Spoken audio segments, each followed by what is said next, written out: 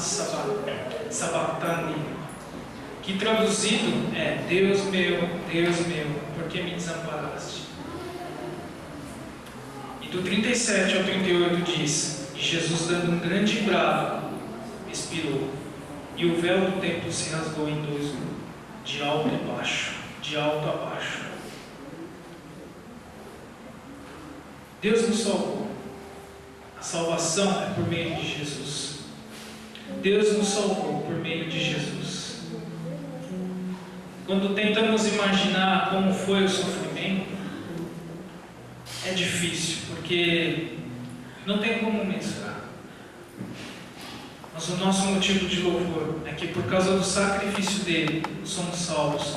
É por causa do sacrifício dele somos libertos. A grande diferença de andar com Jesus é a transformação de coração, independente da sua situação. Esteja você doente, pobre ou rico, o importante é adorarmos este Deus. Vamos orar. Senhor Deus, estamos aqui reunidos para comemorar a ressurreição de Cristo. Estamos aqui reunidos para rendermos graças a Ti. Jesus sofreu por nós. Jesus se sacrificou por nós, porque Ele é um Cordeiro puro e santo. Santo. Só Ele poderia morrer por nós. Não existiria nenhum outro sacrifício que pudesse nos libertar dos nossos pecados, senão por meio de Cristo. Séculos e séculos se passaram, e é por meio de Jesus que somos salvos. Hoje, devido ao Teu sacrifício, estamos aqui reunidos e possamos adorar ao Teu nome. Senhor, perdoe os nossos pecados, quebrante o nosso coração, possamos chegar mais perto de Ti, Senhor. Em nome de Jesus. Amém.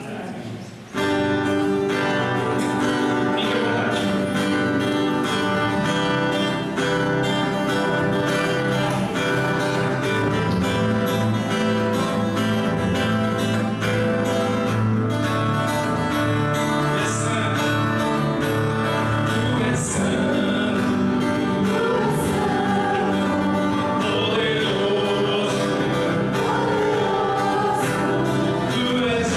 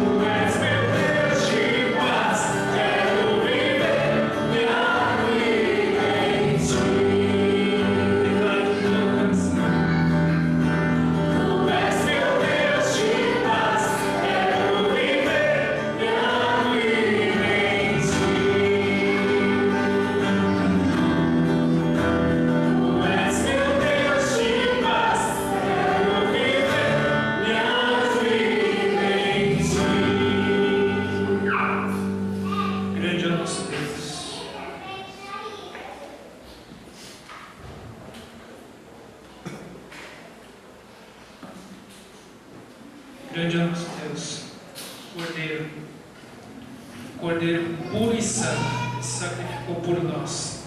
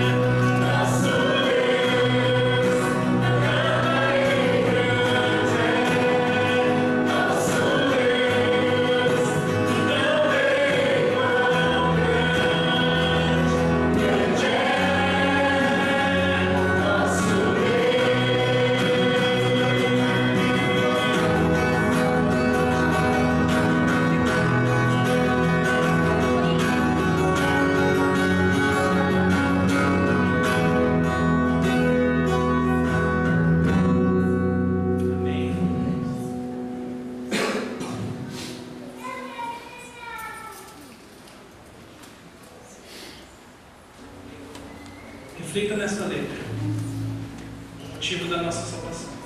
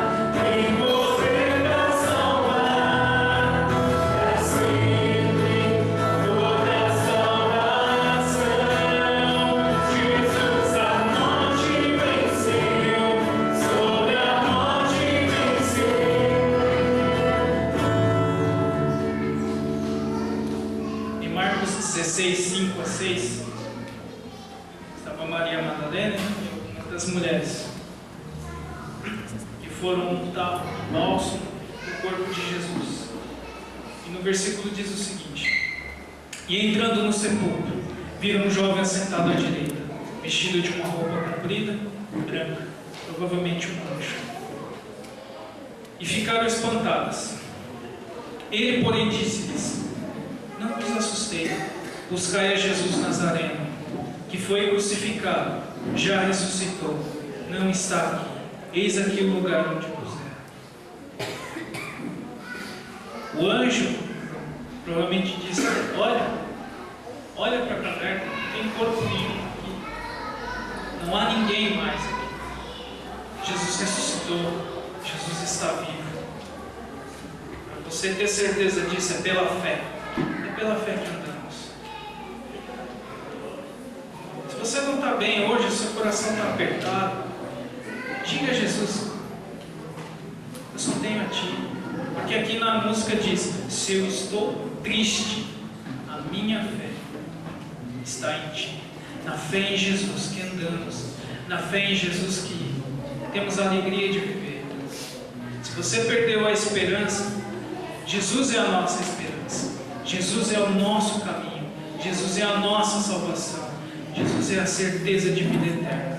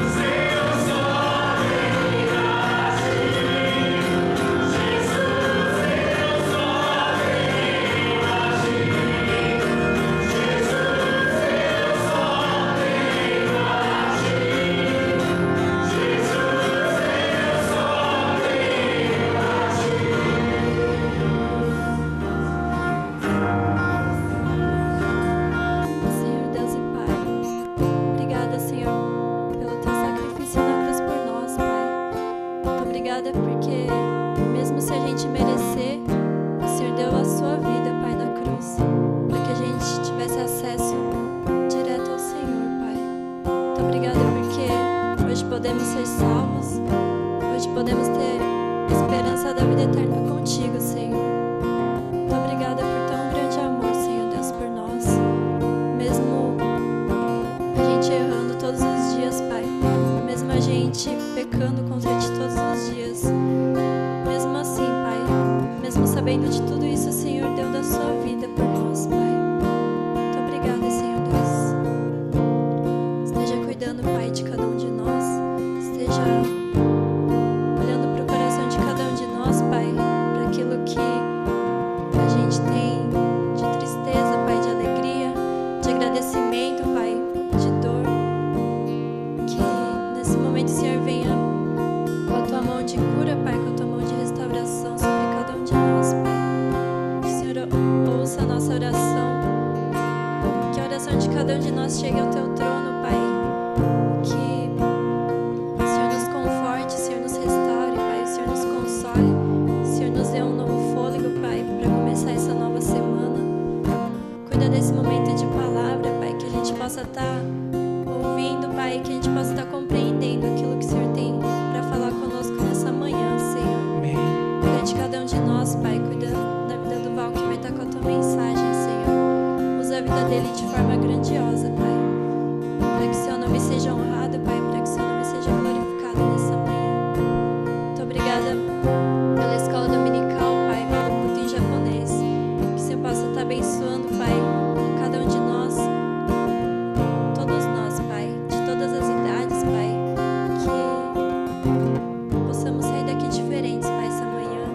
Possamos lembrar, Pai, do Teu sacrifício, da Tua ressurreição, Pai. Possamos lembrar que o Senhor não está pregado na cruz, Pai, mas o Senhor ressuscitou. Por isso nós oramos, Pai, e agradecidos nós somos. Em nome de Jesus. Amém.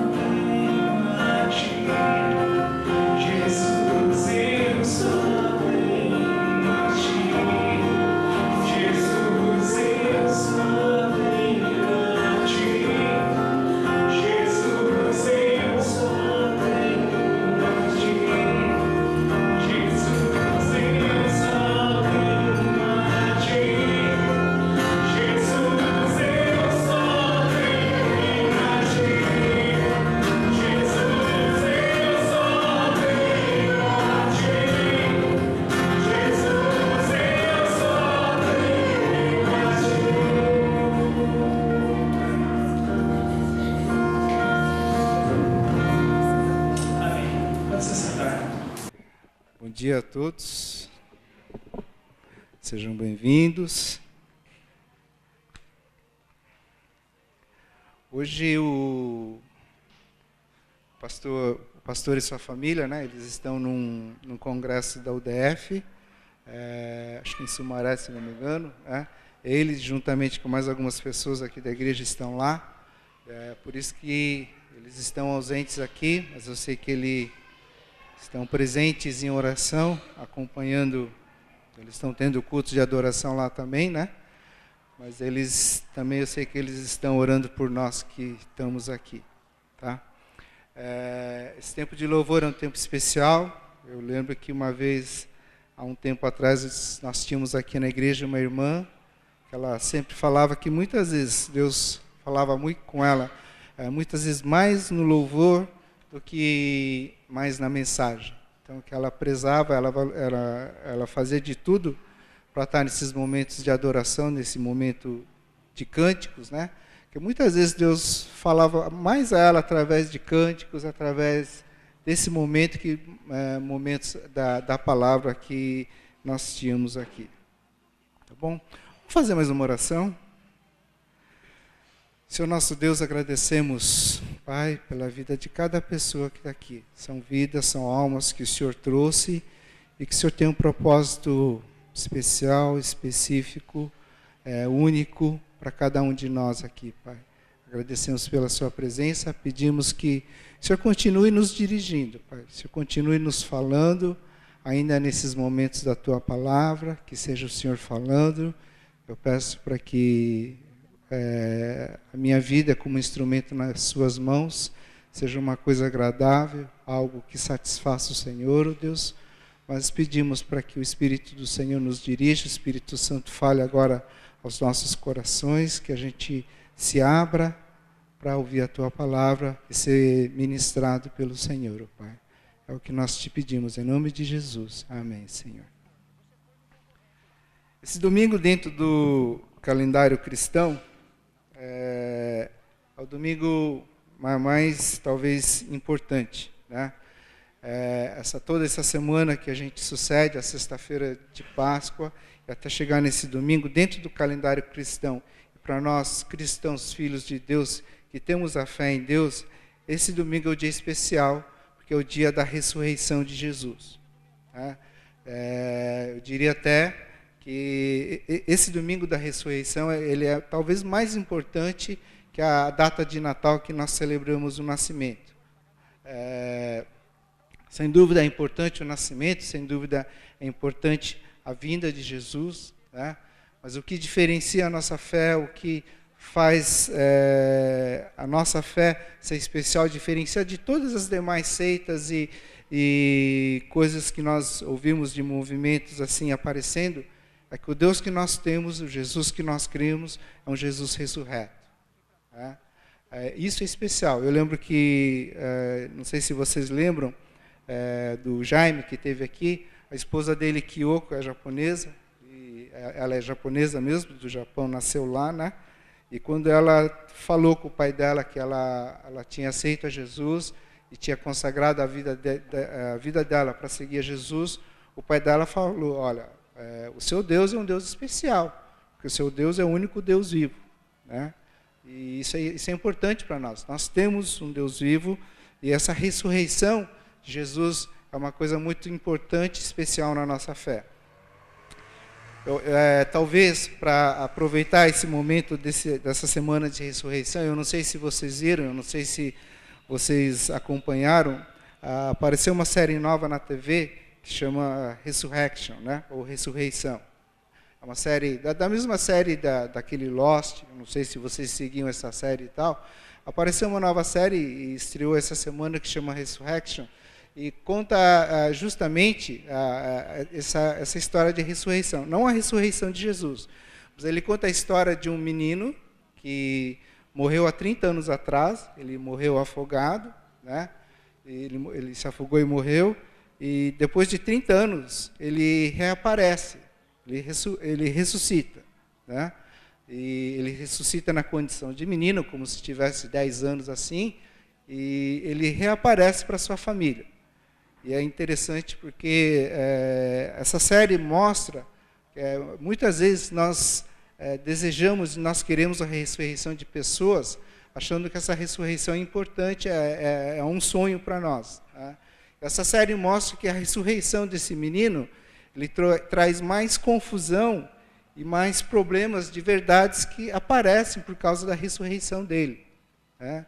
Então, a série tenta mostrar que existe um lado da ressurreição que a gente crê e deseja que seja bom, mas existem situações, né, de ressurreição que eles não trazem mais confusão e problema do que muito mais a paz, né? É claro que é uma série fictícia, né, que apareceu na TV. Se vocês puderem se interessarem, assistam, né? É interessante, né? Agora, sem dúvida, a ressurreição de Jesus, ela não veio para trazer paz. A ressurreição de Jesus é uma coisa que Deus tinha dito, né? E toda a palavra de Deus, ela acontece, e ela é escrita e é programada de uma forma tal que ela para chegar nessa ressurreição de Jesus.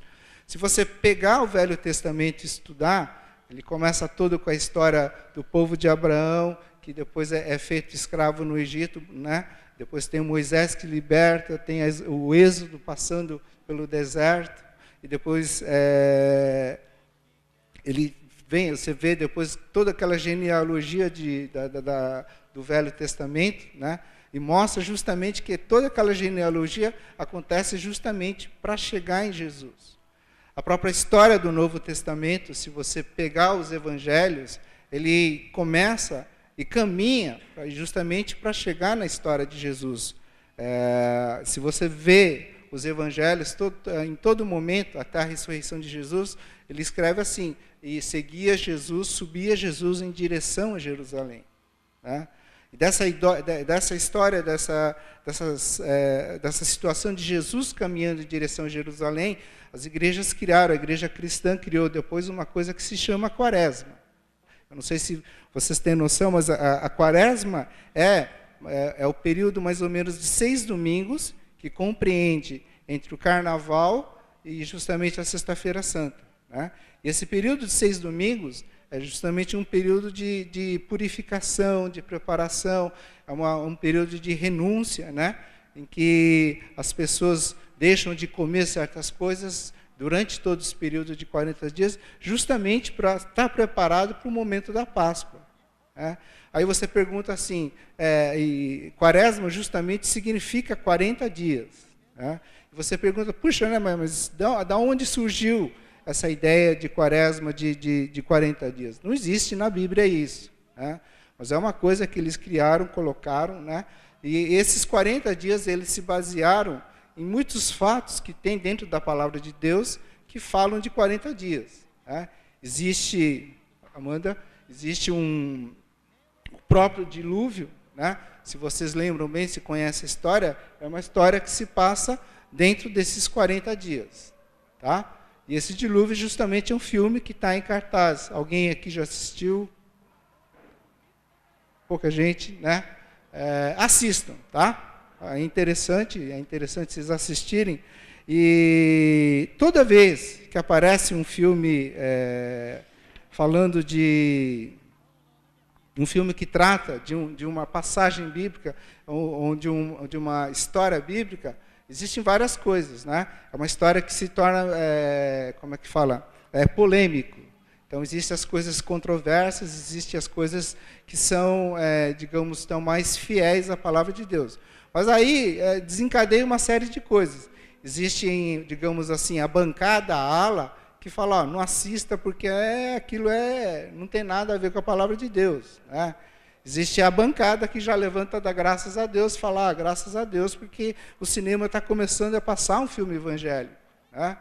Mas o que a gente entende, e o que hoje, se você lê nas redes sociais, todo mundo incentiva a vocês assistirem esses filmes. Se você foi com um amigo, depois aproveita e fala de Deus, fala de Jesus, né? Fala daquilo que Deus fez. Né? Existe um estudo muito interessante, eu não sei se o Jó assistiu, do pastor Ricardo Agreste, que ele ele fala justamente dessa história do filme de Noé. Se você vê... eu não vi o filme, mas eu li alguns comentários que se fazem desse filme. Né? Existe a situação de que no filme eles falam que os filhos de Noé, Sem, Com e Jafé, eles são solteiros. Né? E que quando eles estão na arca, eles ficam desesperados procurando a sua parceira, a esposa para eles. Né? E a palavra de Deus fala que eles subiram na arca com as suas esposas. Existe uma outra história que passa no filme que ele fala dos Néfilis também. Néfilis eram os homens que aparecem na Bíblia, no texto de Gênesis, capítulo 6, de versículo 1 a 8, ele conta desses Néfilis também. Tá? Mas em si, para quem cresceu na escola dominical, ouviu a história de Noé, você ouve o dilúvio, que foram os animais, tal, e aconteceu tudo aquilo. Mas em si, o começo da história do filme de Noé, dentro da própria Bíblia, é muito assim, não deixa claro muitas coisas. Né? Leiam depois Gênesis capítulo 6, do versículo 1 a 8, ele fala desses Néfilis, mas ele fala de mais coisas que quando você lê, você não entende direito. Ele fala que até então, os homens viviam 700, 800, 900 anos. Mas naquela passagem, Deus fala que a partir daquele momento, os homens iriam viver 120 anos. A gente fala, puxa, por quê, né? Por que Deus fez isso? Existe uma outra passagem que fala de filhos de Deus e filhas dos homens. Né? É uma passagem que a gente não entende direito. O que é isso? Filhos de Deus e filhas dos homens. Que os filhos de Deus foram atraídas pelas filhas dos homens também. Existe uma outra passagem dentro desse texto da história de Noé, que fala que Deus se arrepende também. Né? E a gente fala, mas Deus não se arrepende, ele fez o plano perfeito, ele tinha tudo onisciente, onipotente, onipresente, ele sabia tudo o que iria acontecer. Como é que fala, então, naquela passagem que Deus se arrepende? Então, são coisas, né, que nós, um dia na eternidade, nós vamos chegar para Deus e perguntar. Na eternidade, você vai ter a eternidade toda para tirar essas dúvidas com Deus. Tá? Mas então fica claro que existem, dentro dessa própria história de Noé, que hoje é muito discutida, hoje é muito falado entre os evangélicos, entre os teólogos, que existe realmente um lado que a gente não entende direito, não fica bem claro. Mas o fato mas a verdade é que existe uma grande verdade nessa história, que é justamente a história de Deus, né, vendo que a perversidade chega ao limite dele, ele tem que mandar o libertador. E aí a história de Noé é justamente isso, que Deus chega uma hora que ele tem que, o pecado chega a ser tão grande para ele, tão perverso, que ele tem que mandar o libertador. Tá? Existe uma outra passagem no Velho Testamento, está em Números, capítulo 21. Vamos abrir?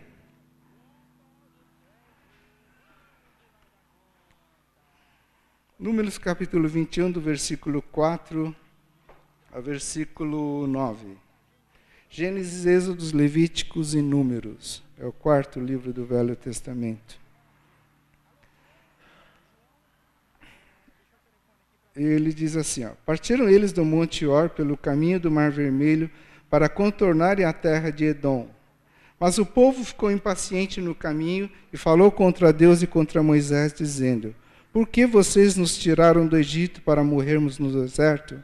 Não há pão, não há água, e nós detestamos esta comida miserável. Então o Senhor enviou serpentes venenosas que morderam o povo e muitos morreram. O povo foi a Moisés e disse, pecamos quando falamos contra o Senhor e contra você. Ore pedindo ao Senhor que tire as serpentes do meio de nós. E Moisés orou pelo povo.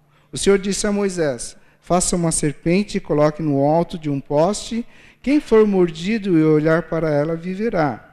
Moisés fez então uma serpente de bronze e a colocou num poste.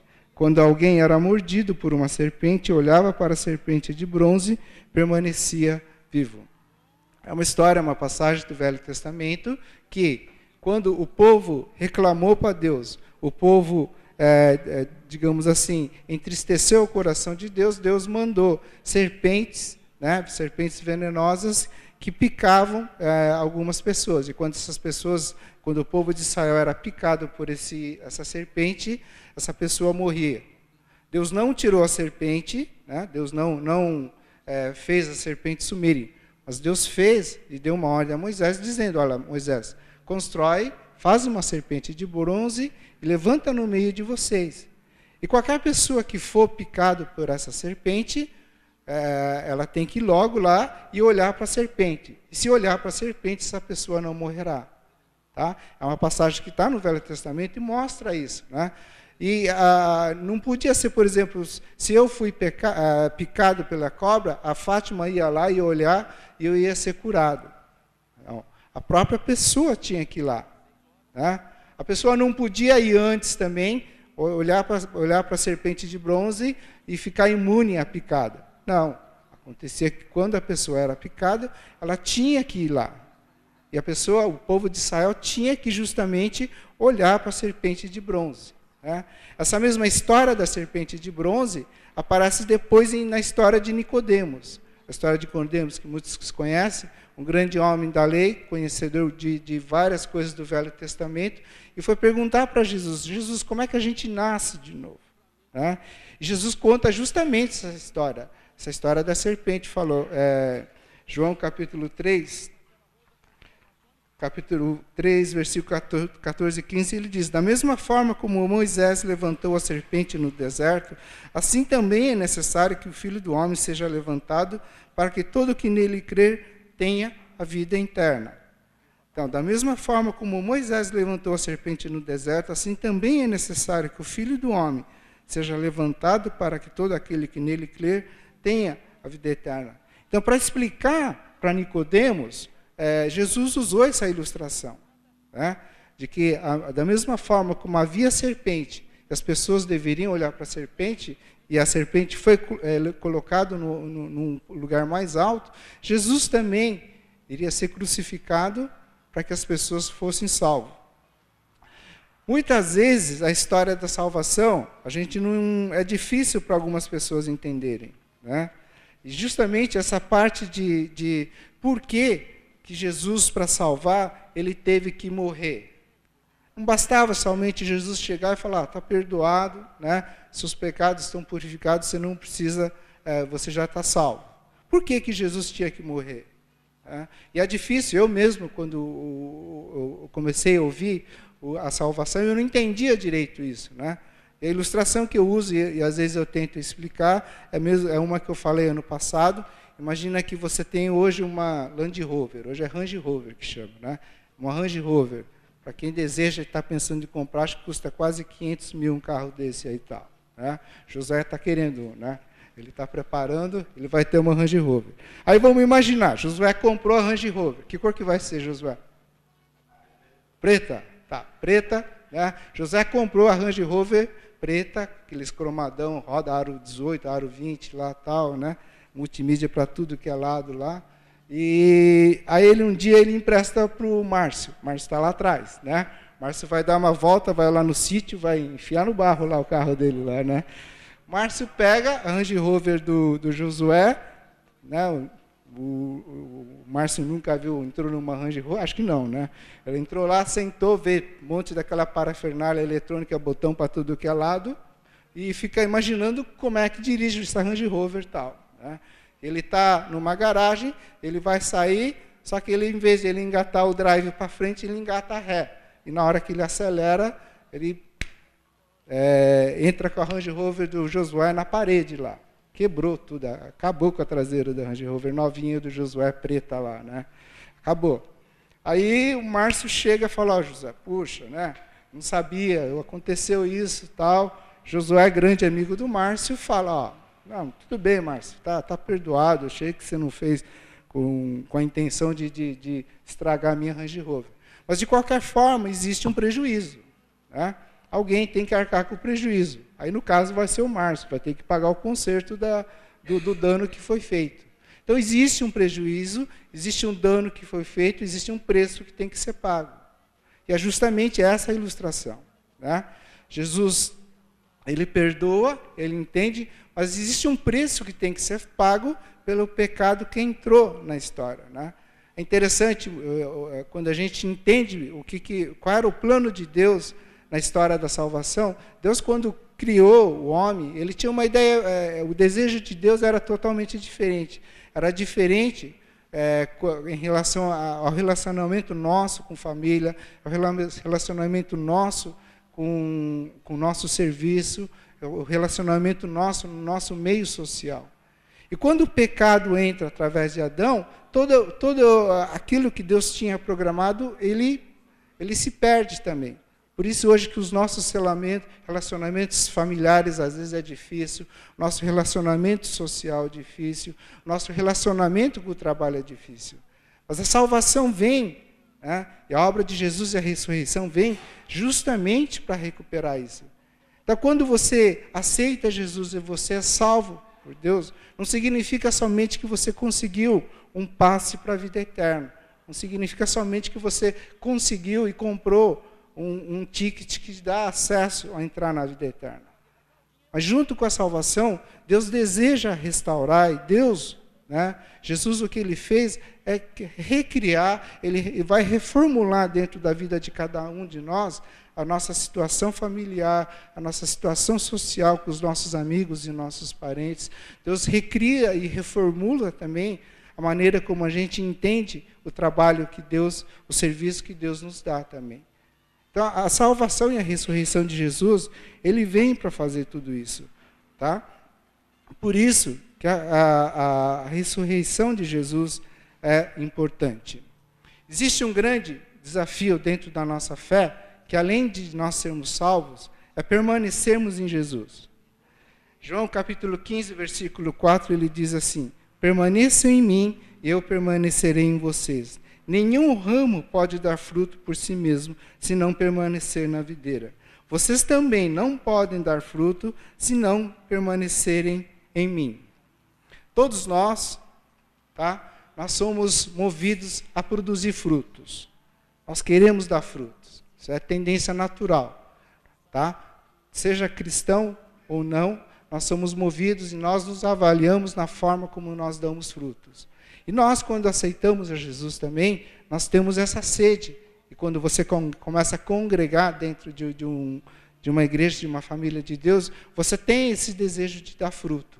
Então, o desejo de dar fruto é uma tendência, é um desejo natural, talvez. Né? Mas existem duas coisas que essa passagem fala. A necessidade de dar fruto e a necessidade e a importância de permanecer em Jesus também. A necessidade de permanecer na nossa fé. E muitas vezes é mais difícil permanecer na nossa fé do que nós darmos frutos. Nós damos frutos, nós temos essa vontade, o mundo cobra para que nós produzamos, nós criemos frutos. Mas a busca e a importância de permanecer na fé é nós que fazemos. Dr. Shedd, um grande, alguns conhecem, já tiveram a oportunidade de ouvir ele, um grande estudador da palavra de Deus, ele disse recentemente, ele falou que existem aquelas universidades de teologia dos Estados Unidos, eles fizeram uma pesquisa e levantaram todos os homens, todas as personagens bíblicas que nós temos dentro da Bíblia. Existe um resultado, uma pesquisa, que diz que de todas essas personagens que nós temos dentro da palavra de Deus, aproximadamente 15% permaneceu na fé. Tá? De todos os nomes que aparecem dentro da palavra de Deus, 15% permaneceram na fé em Deus. Tá? Ou seja, sejam pessoas que foram fiéis a Deus, como Paulo, né? Ele disse no leito da morte, combati o bom combate, acabei a carreira e guardei a fé. Mas existem pessoas, talvez, como Sansão, que foi um homem escolhido por Deus, e ele morreu da forma como morreu. Né? Ele não foi fiel a Deus, se afastou, ele praticou coisas que desagradavam a Deus, e no ato, né, o último ato digamos, de vida, que foi a morte dele, foi um ato de fé. Tá? Mas existem esses dois tipos de personagem. Mas somente 15% dentro dos nomes que nós temos na palavra de Deus foram pessoas que permaneceram na fé. Então, às vezes, muitas vezes, isso quer dizer que é mais difícil permanecer na fé do que dar fruto. Jesus fala justamente isso. Olha, o importante é que se nós cremos e nós sabemos que nós temos esse Jesus ressurreto, esse Deus vivo, isso nos leva a nós permanecermos na fé, permanecermos em comunhão com Ele. E como é que a gente permanece, como é que nós permanecemos na fé, como é que nós permanecemos nele? Dentre várias coisas que nós temos dentro do nosso cotidiano, nós temos no exercício da nossa fé, nós temos na prática da nossa fé, que são o quê? Leitura da palavra, comunhão com os irmãos, adoração, né? Existe a oração. Tá? Eu queria falar um pouco com vocês hoje sobre essa parte de oração. Como é que nós permanecemos na fé em oração? Abra em Mateus, capítulo 6, do versículo 5 a 8. Mateus é o quarto evangelho do Novo Testamento. Mateus é o primeiro evangelho do Novo Testamento. Tá?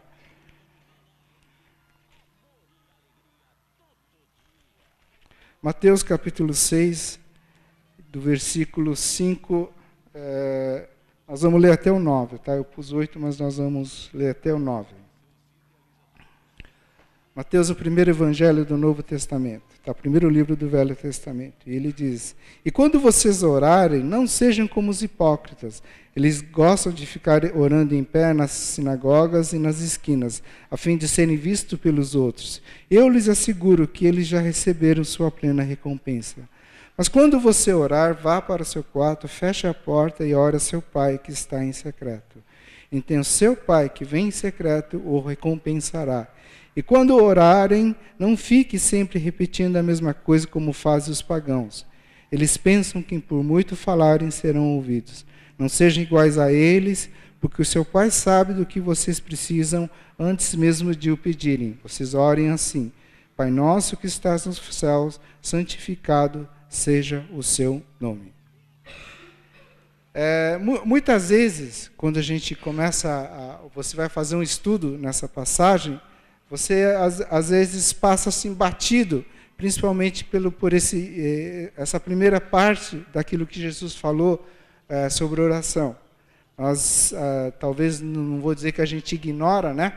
Mas a gente pula direto para o versículo 9, quando começa a falar do Pai Nosso. E a gente esquece, a gente não dá atenção para essa primeira parte desse trecho daquilo que Jesus falou.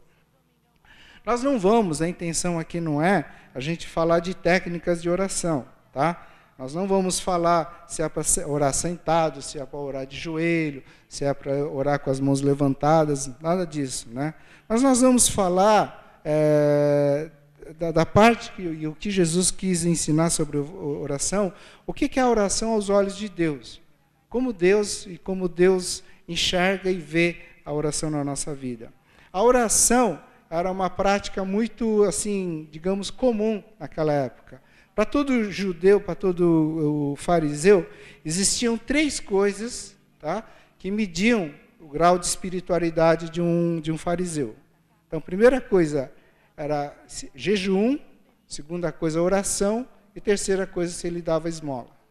Então, se o fariseu ele fazia uma oração eloquente, se o fariseu ele fazia muito jejum, e se ele dava muita esmola, ele era um fariseu assim, de alto nível de espiritualidade. Mas se ele não tinha essas práticas comuns na vida dele, ele não era considerado alguém, digamos, de um grau de espiritualidade maior. E nessa passagem, tá, Jesus fala de 2 coisas, de como não orar e de como orar. Ele ilustra essas 2 situações, como nós não devemos orar, né, como não devemos orar e como devemos orar. O lado negativo, o lado positivo da oração. Jesus não está aqui nessa passagem querendo dizer que as pessoas não devem orar. Em momento nenhum Jesus falou que não se deve jejuar, não se deve dar esmola e não se deve orar. Mas ele fala aqui desses 2 aspectos. E ele cita primeiro, como quando fala do não orar, dos hipócritas. Tá? Os hipócritas, essa palavra hipócritas, ele significa que, digamos, na mesma ortografia lá, ele tem o mesmo sentido de ator, que eles eram atores. Porque os fariseus, eles tinham o hábito, e isso era digamos, quase uma lei, eles tinham que, se não me engano, orar 3 vezes ao dia nas esquinas. Nas esquinas mais importantes, o fariseu tinha que chegar 3 vezes no horário determinado. Ele iria se colocar naquela esquina da São João com a Ipiranga, no caso, né? Ele iria se colocar de pé e ele iria orar. Tá? E essa palavra hipócrita significa, para eles, era o sentido de atores, no contexto grego-romano. Então, eram atores que atuavam mascarados e representavam uma personagem para se exibir ou para mostrar para as pessoas. E eles faziam isso, esses hipócritas faziam isso justamente para receber aplauso dos homens. Né? Então, quando o hipócrita, o ator ia lá, ele ia mascarado, e ele se representava, e ele impressionava o povo aplaudia esse ator. Então, Jesus fala, olha, quando vocês orarem, não sejam como esses fariseus, que eles chegam nas esquinas, ficam de pé, oram para as pessoas, e não oram para Deus. Eles oram falando para as pessoas, e o que eles desejam receber o aplauso, o louro das pessoas, e não aquilo que agrada a Deus. Ele usa uma segunda ilustração também, para que quando a gente orar, a gente não seja como os pagãos, que eles fazem vãs repetições. Naquele tempo, todo mundo que não era cristão, se você não era cristão, era pagão. Tá? Se você era pagão, existiam várias religiões naquela época antigas, que eram religiões que se baseavam em mantras. Né? Mantras são tipos de muitas repetições que eles faziam. Essas religiões antigas eram baseadas nesses mantras que as pessoas repetiam várias vezes. E muitas vezes essas pessoas que repetiam, faziam esses mantras, nem sabiam o que estava escrito lá, ou nem sabiam o significado daquilo que eles estavam falando. Então Jesus condena isso também, que quando a gente for orar, a gente não faça como os pagãos, que eles ficam repetindo várias vezes, e achando que por você repetir várias vezes uma coisa que você não entende, Deus vai te ouvir. Isso não tem nada a ver com a parábola que Jesus falou da viúva que foi importunar o juiz, né? Vocês conhecem aquela parábola que Jesus usou, contou que tinha uma viúva que clamava por justiça, e por várias noites essa viúva ela importunava o juiz. E chegou a um ponto que o juiz não aguentou, falou, para me livrar dessa viúva, eu vou fazer o que ela está querendo. Existe uma grande diferença, porque no mantra, a pessoa não sabe o que está repetindo, né? E no caso da parábola da viúva, a viúva sabia o que ela queria, e ela fazia aquilo conscientemente, sabendo o que estava pedindo para Deus. Então é muito diferente, tá? Então você não vai falar, então Jesus está falando que eu vou orar agora, só vou fazer uma vez o pedido e Deus vai me atender esse pedido. Não é. Jesus fala, existe a importância de a gente ter essa atitude de oração e de fazer oração várias vezes. Mas não fazer sem sentido, sem saber o que a gente ora. E muitas vezes nós também oramos e nós falamos coisas para Deus que você às vezes não está nem entendendo o que você está falando, né? Você fala muitas frases, palavras desconexas, às vezes eu vejo orações que fica até confuso entender o que a pessoa está querendo falar para Deus. Então Jesus, ele condena justamente esse tipo de oração. Ele fala, quando vocês orarem, não façam vãs repetições, né? E justamente o que Jesus fala aqui, o que é o mais importante na oração, não é importante o que chega ao ouvido do povo, mas a oração é importante aquilo que chega ao ouvido de Deus. Tá? A oração, justamente nessa passagem, ele mostra, a oração não é um monólogo, a oração é um diálogo com Deus. Tá? Pode mudar? A oração é um diálogo com Deus. Não é um monólogo em que só você fala, né? E a outra pessoa não fala.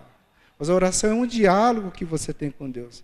E justamente por ser um diálogo, é que talvez seja a grande dificuldade, muitas vezes, que nós temos de orar. Porque hoje, diálogo é uma coisa difícil. Essa semana, na sexta-feira, a gente estava almoçando com a família, né? E todos nós, assim, entre pais, assim, a gente estava conversando da grande dificuldade que é hoje a gente conversar com os nossos filhos. Né? Quem tem filho aí de 10 anos, talvez ou menos para cima, sabe o que é. Eles ficam totalmente conectados e online, né? Eles não desgrudam daquilo.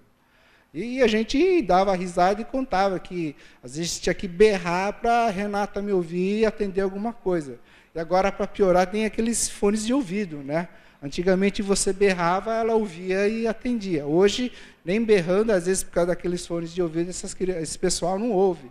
E a gente citava várias situações que cada um de nós passávamos, por causa que não existe hoje muito diálogo, né?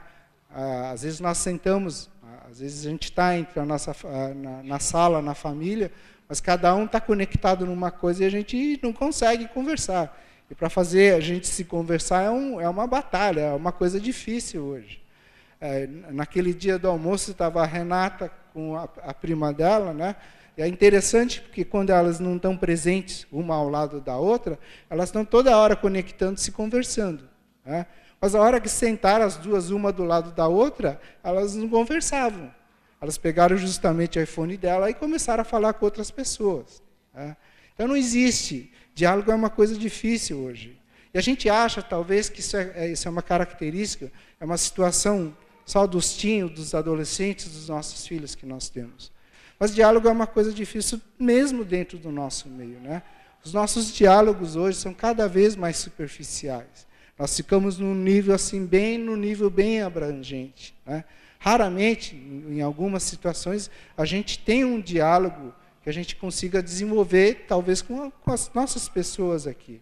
Porque é uma situação de diálogo, é uma coisa difícil. E se a gente fosse fazer um paralelo, a gente fosse fazer uma comparação de um versículo que aparece em 1 João, que fala assim, se a gente não ama o irmão a quem a gente vê, como é que a gente vai amar a Deus a quem a gente não vê? E se a gente mudar o sentido do verbo, a gente podia falar assim, se a gente não consegue conversar com o irmão a quem a gente vê, como é que nós vamos conversar com Deus a quem nós não vemos? Tá? Então, se a gente já tem dificuldade em conversar, dialogar com as pessoas com quem são próximas de nós, né, que nós enxergamos e vemos, às vezes é muito mais difícil dialogar, conversar com Deus. Porque justamente por quê? Porque a gente não tem esse hábito de dialogar. E o que Jesus fala é que a oração é um diálogo com Deus, que nós temos que falar com as pessoas. Não existe diálogo em que somente uma pessoa fala. Existe um diálogo em que as duas pessoas falam. Quando uma fala, outra ouve. E quando a outra fala, você ouve. Né? Então tem que haver diálogo, e oração é justamente um diálogo com Deus, de conversar com Deus. Eu queria passar um vídeo, tá? Dê uma olhada nesse vídeo, é justamente sobre oração, e ele mostra justamente esse diálogo com Deus.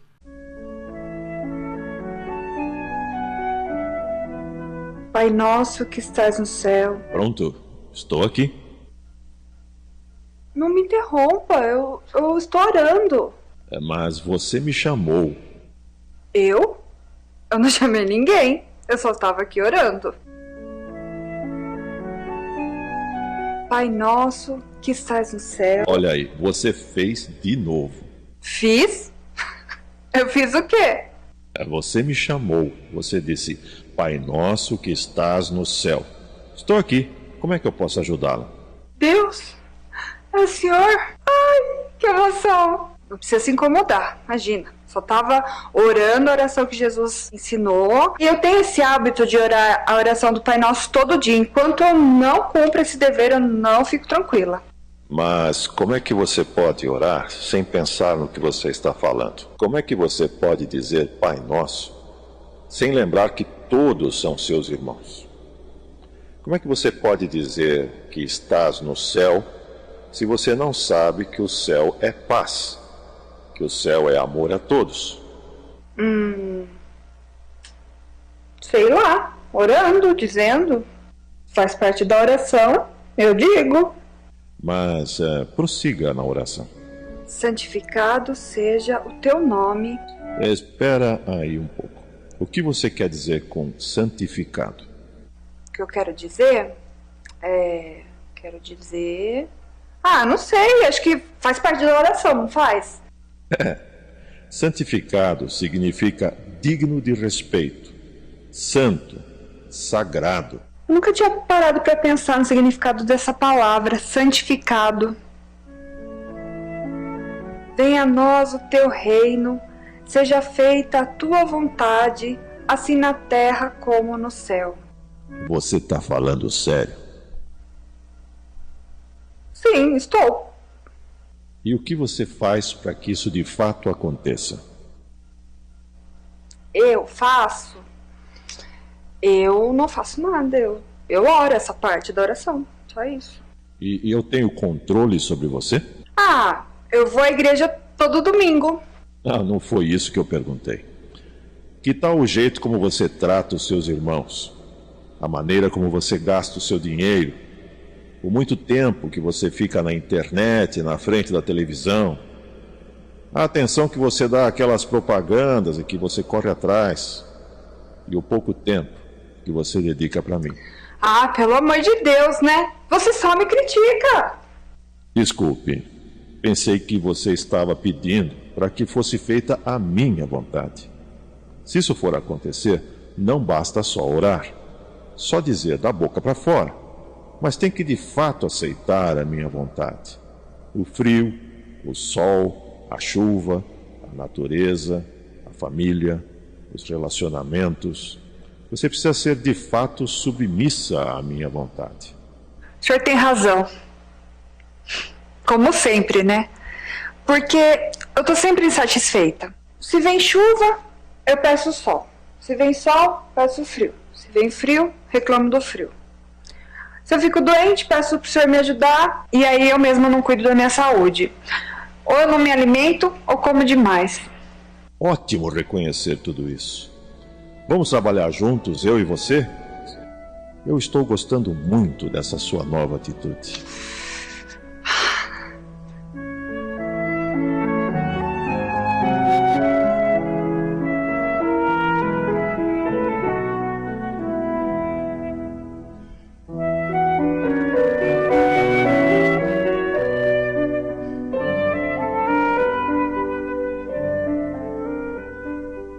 Esse vídeo é uma ilustração do que é uma oração, um diálogo com Deus, né? E quantas vezes nós, quando falamos com Deus, quando oramos, né, a gente fala, Deus, fala comigo. Quantas vezes você fala, Deus, eu quero ouvir a sua voz? E quando você pede isso, realmente você quer ouvir a voz de Deus. Quando você fala, Senhor, fala comigo, você quer ouvir, quer saber o que Ele está falando para você, né? E a gente tem que pedir para orar. Quando a gente ora, a gente tem que pedir para Deus falar. Porque oração é um diálogo com Deus. Existe uma coisa que aconteceu no retiro, em relação ao pastor Codo,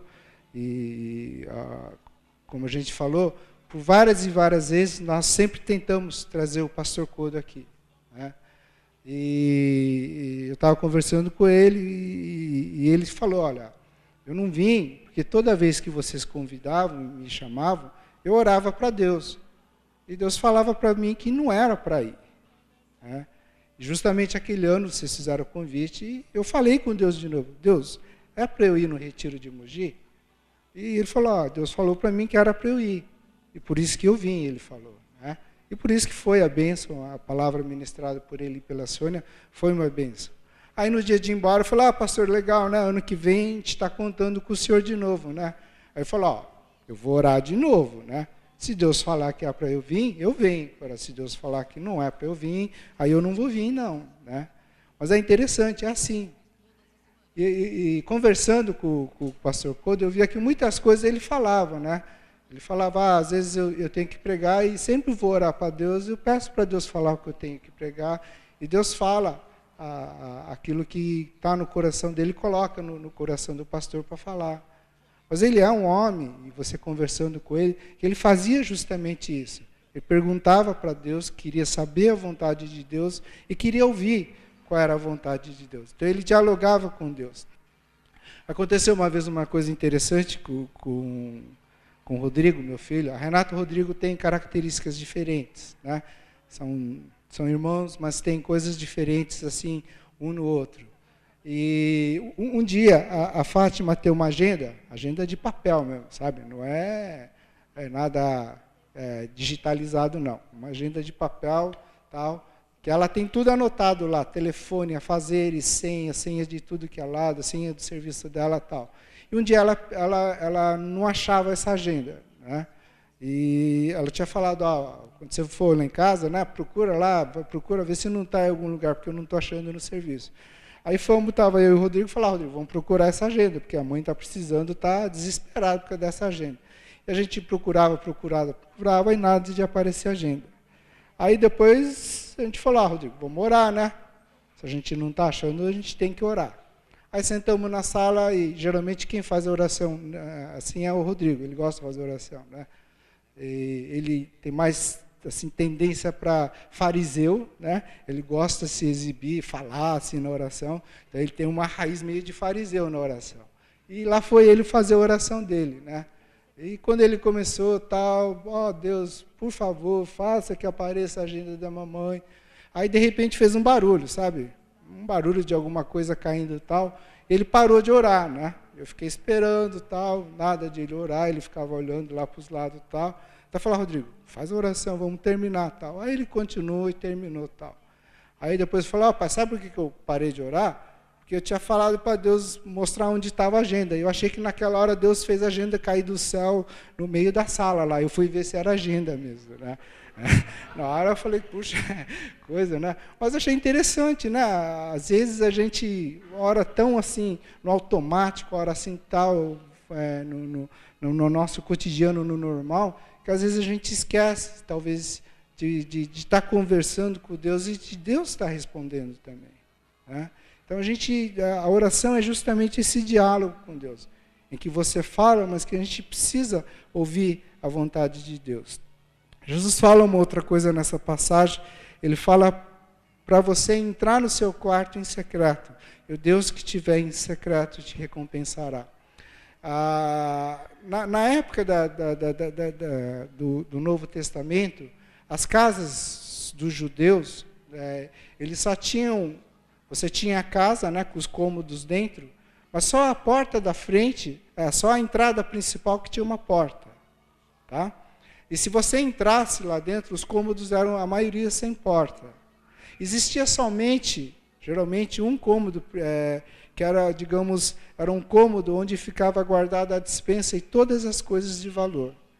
E nesse quarto, era o único quarto que tinha porta e tinha uma chave também, porque era justamente o lugar que se guardava as coisas de valor. Tá?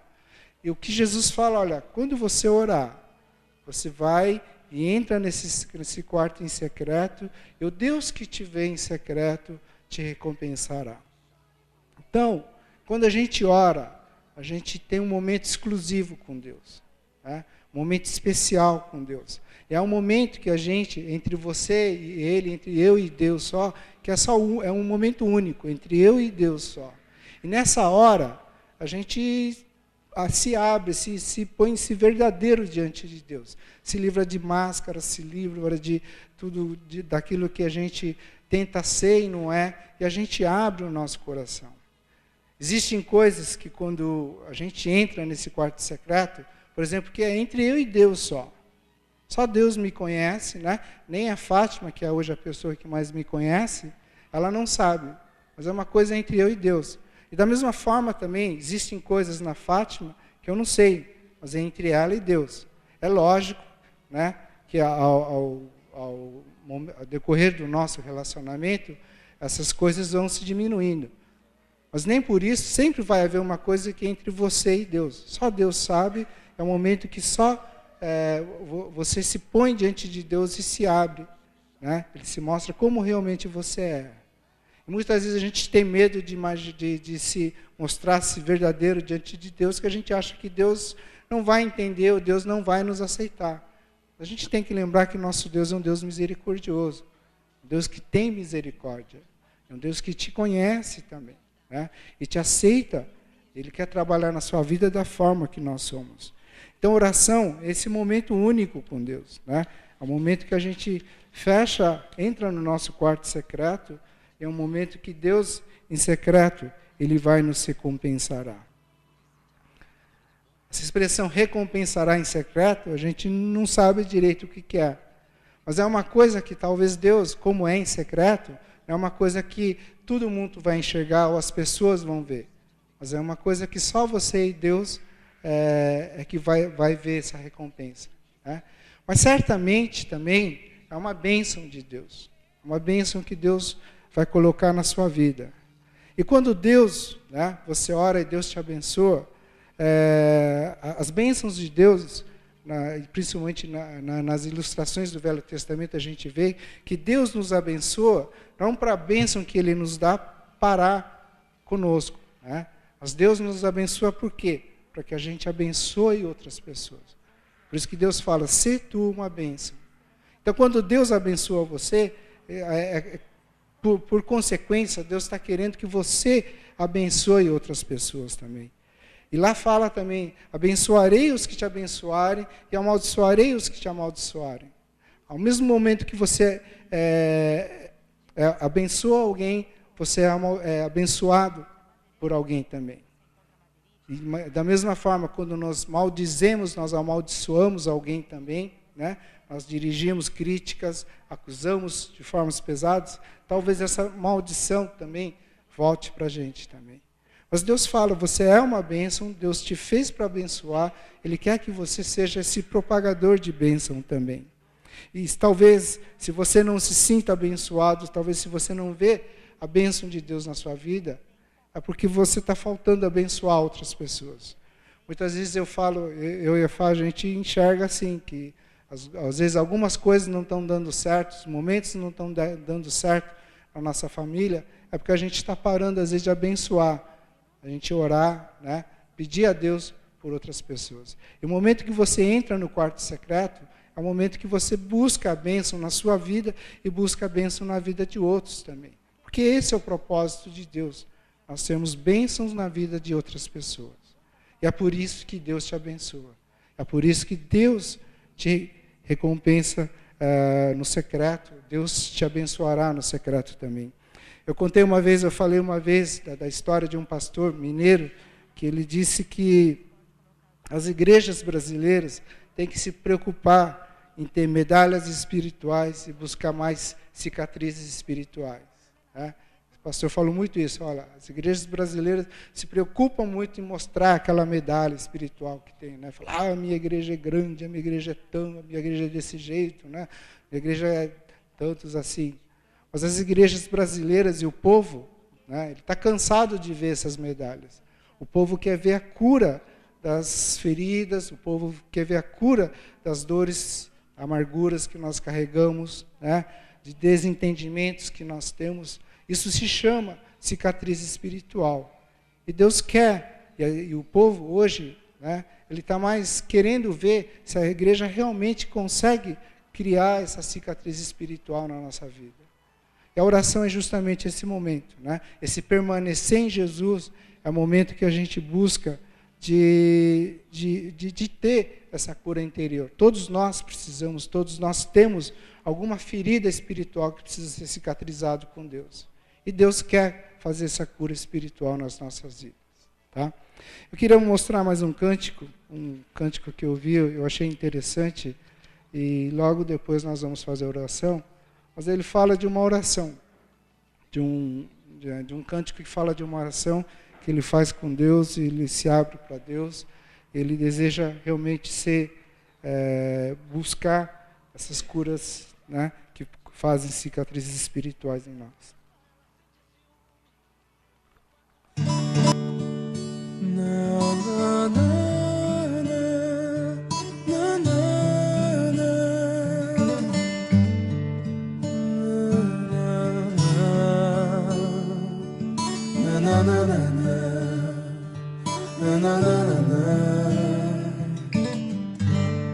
Pai, perdoa o meu jeito de achar que sou perfeito.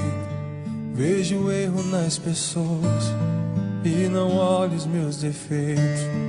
Justificam-me com bem quando o mal eu pratiquei.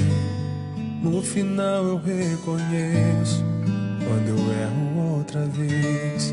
Estou sempre declarando, quero ser como criança, com um coração tão cheio de maldade, de vingança. Pai, perdoa o meu jeito de achar que sou perfeito. Sou tão falho, pecador, detalhado de defeito.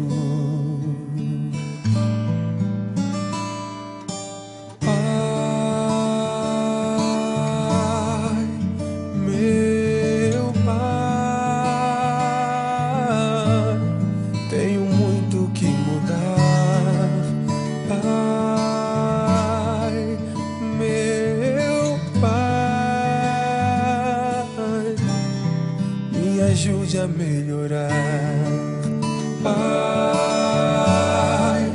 meu Pai.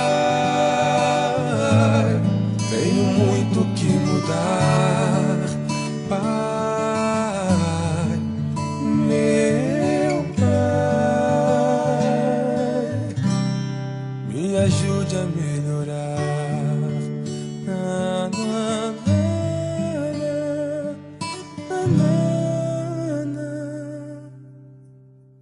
Pai, a minha oração pode parecer tão dura, é que essa realidade no meu peito só machuca. Não dava pra esperar amanhã seria tarde de entregar meu coração. É minha prioridade. Me olhando nessa hora, ainda não sou perfeito, mas eu sinto que me amas, mesmo eu sendo desse jeito. Obrigado por me ouvir, não vou nem me despedir. Fica aqui dentro de mim para nunca mais sair. Pai,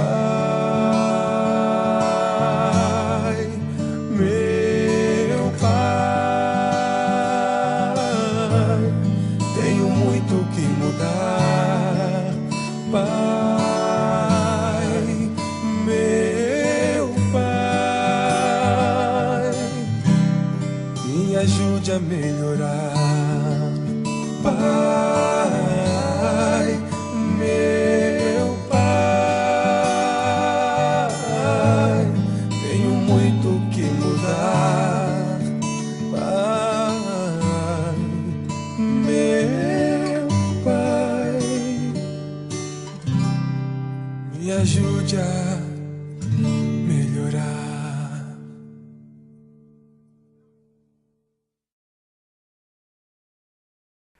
Senhor nosso Deus, o Senhor tem um propósito, tem um plano para cada um de nós. O Senhor tem um propósito, tem um plano na minha vida, de cada pessoa que está aqui, Pai.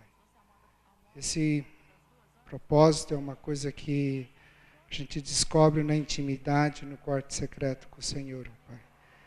É um plano que a gente entende quando nós queremos realmente ouvir o que o Senhor quer fazer na nossa vida. É um plano que a gente entende quando a gente se põe diante do Senhor e ora e quer ouvir a Tua voz, ó Pai. Que o Senhor abençoe a vida de cada um aqui, Pai. Dentro das necessidades, dos desejos, dos anseios, das perguntas que não têm resposta, ó Pai. Das dúvidas que cercam o nosso dia a dia, Pai.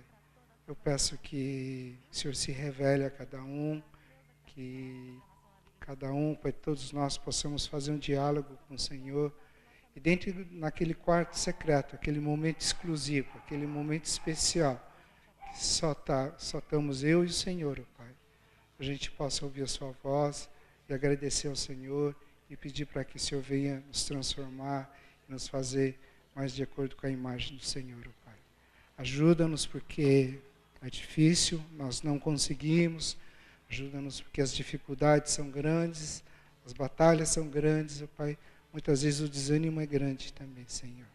Nós precisamos do Espírito do Senhor, que o Senhor nos fortaleça, ó Pai. E usa essa igreja também, ó Pai, para edificar a vida de irmãos, ó Pai. Usa essa igreja para consolar, ó Pai, para que o mundo possa ver que o Senhor faz essas cicatrizes espirituais, ó Pai. Onde dores foram tiradas, onde amarguras foram tiradas, ó Pai, e onde o Senhor operou e o Senhor fez uma grande cura, Senhor. Nós te pedimos e agradecemos, em nome de Jesus. Amém, Senhor.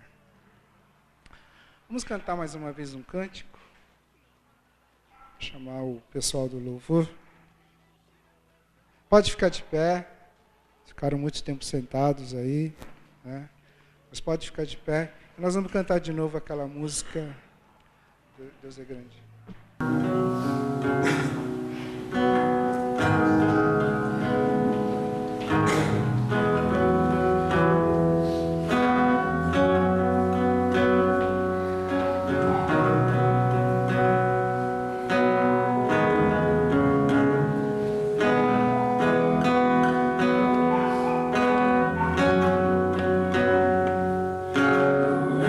Esplendor de um rei.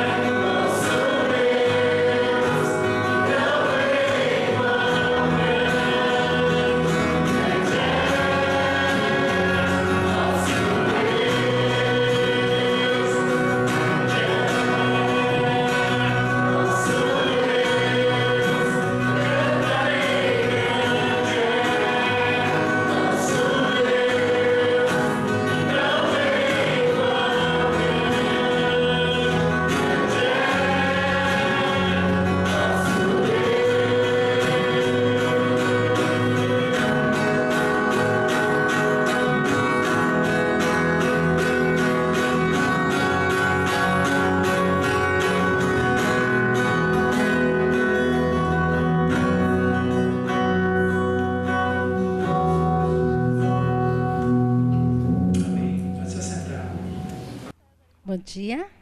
Vim dar os recadinhos. O filho do Vinícius e da Renise, o Breno, ele está internado, né?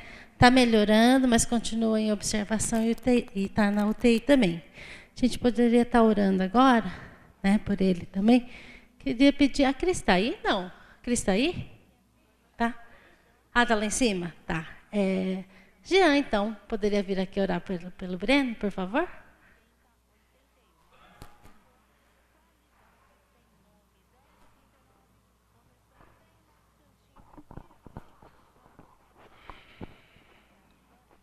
Senhor Deus, graças te damos, ó Pai. Primeiramente, Senhor, quero agradecer, Senhor Deus, pela vida do Breno, Senhor.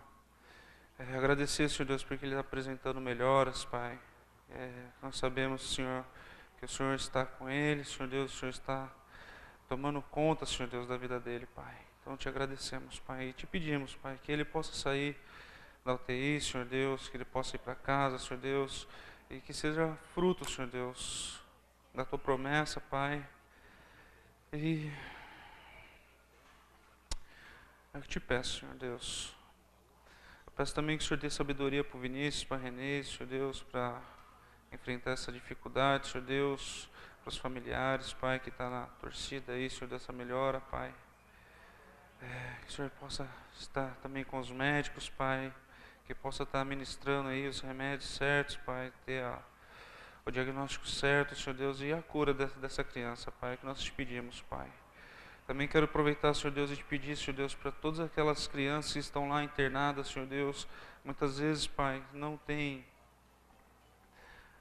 o conhecimento da Tua Palavra, os pais não têm o conhecimento da Tua Palavra, Senhor Deus, muitas vezes ficam lá no relento, Senhor Deus, à espera de um médico, olhar com atenção, Senhor Deus, e nós sabemos que muitas vezes temos que pressionar e falar para que as coisas possam acontecer, Pai amado. Então guarda, Senhor Deus, essas crianças também que estão lá na UTI, Senhor Deus, cada uma delas, Pai.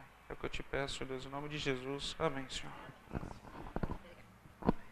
Sexta-feira agora, dia 25, nós teríamos o Happy Day, né, o culto.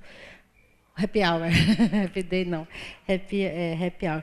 Mas, assim, a gente está tendo semanalmente a reunião de oração das mulheres, né? E também nós iniciamos aquele grupo de mulher única e homem ao máximo. Então, excepcionalmente, não teremos Happy Hour nessa sexta, ok? Dia 1º, dia do trabalho, nós estaremos fazendo um mutirão aqui na igreja. A gente está contando com a colaboração de vocês. Então, é às 9 horas aqui, para a gente estar dando uma faxininha aqui na igreja, ok? Para deixar a igreja bonita.